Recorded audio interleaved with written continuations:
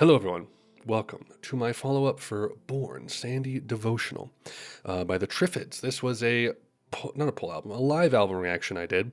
Um, this was a band from Australia, I believe, right? Let me go ahead and look this up real quick. I didn't have it ready. I apologize. And this was, I believe, from '86. Yeah, it's an Australian band. This came out in June '86.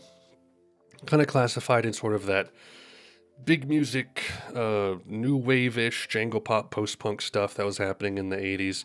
And I thought it was okay. I didn't like it a whole lot. It felt kind of derivative, but there were a few moments that I thought were interesting and worth noting. So here's my ratings for everything here. I would about at a 3 out of 5.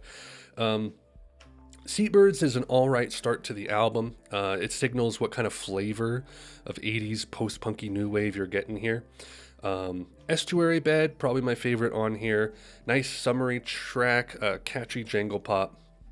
A bit akin to some bands as like maybe Echo and the Bunnymen in some ways, as far as like how anthemic and the instrumentation gets up to. And then also possibly like later XTC kind of has that vibe as well.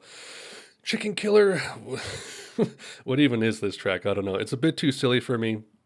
It doesn't have the catchiness to win me over, honestly. Terrell Bridge, I have to give it credit for being an insanely large departure from what just came before.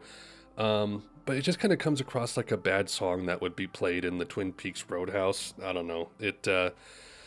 Not my thing. Lonely Stretch kind of feels like a sort of Nick Cave imitation, but it's got a nice like presence to it.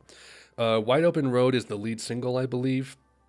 Maybe some like Waterboys influence here. Very like anthemic and big in that way. Straightforward but pleasant. Probably my second favorite behind Estuary Bed.